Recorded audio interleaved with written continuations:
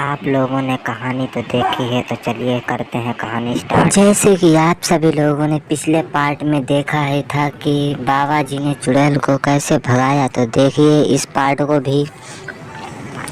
बाबा जी चुड़ैल को भगाने का पूरा दुस्साहस करते हैं, लेकिन वह कहीं ना कहीं अपना ठिकाना बदल ही लेती है। तो ऐसा सोचने पर बाबा जी ने खुद कहा, सुनो, मैं आप लोगों को एक राय बताता हूँ। अगर आप मेरे राय का पालन करेंगे तो आपको भी ये करना नहीं पड़ेगा।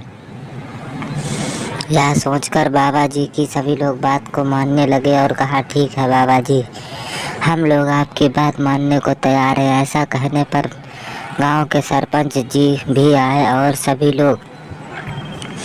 तो उन्होंने कहा कि सुनो सरपंच जी, इस चुड़ैल को भगाना ही हमारा मकसद है, क्योंकि गांव वाले सभी परेशान हैं।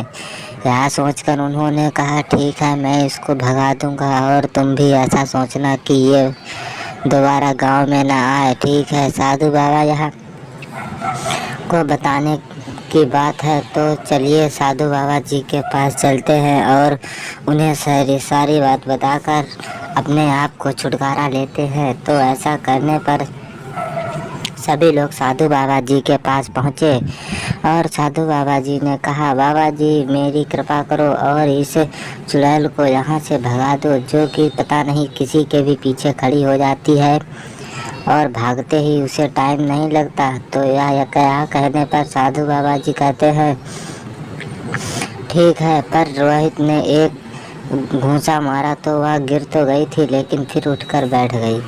और साधु बाबा जी ने कहा, सुनो, ये ऐसे नहीं भागेगी, ये बहुत ही बड़ी चुड़ैल है, इसको भगाना सबके बस की बात नहीं है। यह सोचने पर सभी लोग कहने लगे, अरे अरे अरे। साधु बाबा जी उसके पास गया और बोले, सुन, तू जरा मुझसे बात तमीज से कर, वरना तुझे मैं इस ऐसी जगह पर मारूंगा, तुझे पानी तक नहीं मिलेगा। यह कहकर चुड़ैल ने अपनी आंखें काली सफ़ेद कर ली और बाबा जी को भी बंद करने की सोची। तो बाबा जी ने कहा, सुन बेटा, अगली इतनी महंगी कार, वाह, ये किसकी है? गांव में ये तो भौचाल ही मच गया। इतनी महंगी कार कौन ला रहा है भाई? यह सोचकर गांव वाले तो भौचक्क ही हो गए कि इतनी महंगी कार भी कोई ला सकता है छोटे मोटे गांव में। तो यह सोचकर वह साधु बाबा से कहता है, बाबा कुछ हमारे लिए भी कृपा करो कि हम भी कुछ कर सकें। यह सोचकर साधु बाबा कहते हैं, कोई चिंता करने की बात नहीं है, मैं तुम्हारे साथ हूँ, जो मैं करूँ वही करना तुम। यह सोचकर साधु बाबा ने कहा, तुम एक पुलिस ऑफिसर को बुलाओ और बुलाने के बाद तुम उससे कहना कि गांव में चोरी हुई है। यह कहकर वह फायर करने लगा और फायर होने लगी तो लोगों ने सोचा कि लगता गांव में पुलिस आ गई है।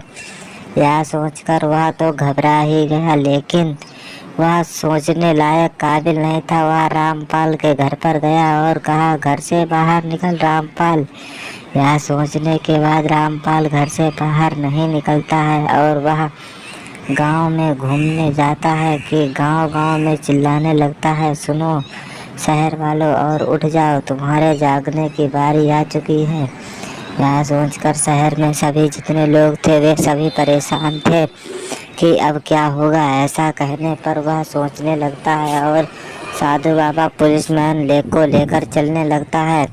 तभी ऐसा सोचने पर उन्होंने कहा, ठीक है, मैं आप लोगों को कुछ ऐसा बताता हूँ। तो एक किसान और उसकी पत्नी भी साथ में चली गई और किसान ने कहा, तुम मेरे साथ में ही रहना, जो मैं कहूँ वही तुम करना। किसान एक कुटिया के पास गया था और वह कुटिया के अंदर जाते ही उसने देखा कि यहाँ तो कुछ अलग ही चमत्कार है। तो वह उस चमत्कार के साथ में ही अपने एक हिस्सेदार को लेने लगता है और वह अपने घर पहुँचता है। तो घर में देखता है कि यहाँ तो सब कुछ खुशहाल ही नज़र आ रहा है। ऐसा कहने पर किसान बहुत खुश भी होता है और दुखी भी होता है, क्योंकि उसके बच्चों की शादी और भी करनी थी। तो यह सोचकर किसान ने कहा, और सरपंच जी भी आए हुए थे। तो सरपंच जी कहते हैं कि सुनो, आप लोगों को मैं सपोर्ट करूंगा, क्योंकि आप लोग ही अगर दूसरे के भरोसे होंगे तो आपका काम कैसा चलेगा। ऐसा सोचने पर किशन ने कहा, ठीक है, मैं ऐसा ही करूंगा। और पता नहीं सब लोग आगे पीछे गिरते उठते बैठते थे। पता नहीं इन लोगों को क्या हो गया था, ये तो हमेशा ही ऐसे करते रहते हैं। मुझे तो लगता है इस गांव में सब पागल बसे हुए हैं।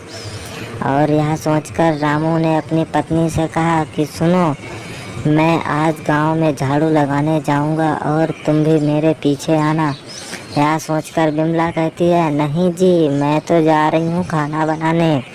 अगर मुझसे ज़्यादा बोले ना तो इतना मारूंगी समझ में आ जाएगा। रामू कहता है, चलो कोई बात नहीं, तुम खाना बनाओ जाके, मैं तुम्हें अपने बाद में बताता हूँ कि मैंने क्या रहस्य किया है। तो यह सोचकर रामू कहता है, ठीक है, मैं चलता हूँ और तुम भी जाना। यह सोचकर रामू ने कहा, ठीक है, मैं चलता हूँ। और रामू बाहर आता है और कहता है, आज तो पता नहीं किसका मुँह देखा था जो इतना बेकाबू हो रहा हूँ। तभी रामू कहता है, प्लीज़ आप लोग सभी लोग चैनल सब्सक्राइब करें। अगली वीडियो देखने के लिए प्लीज़ चैनल सब्सक्राइब करें और शेयर करें।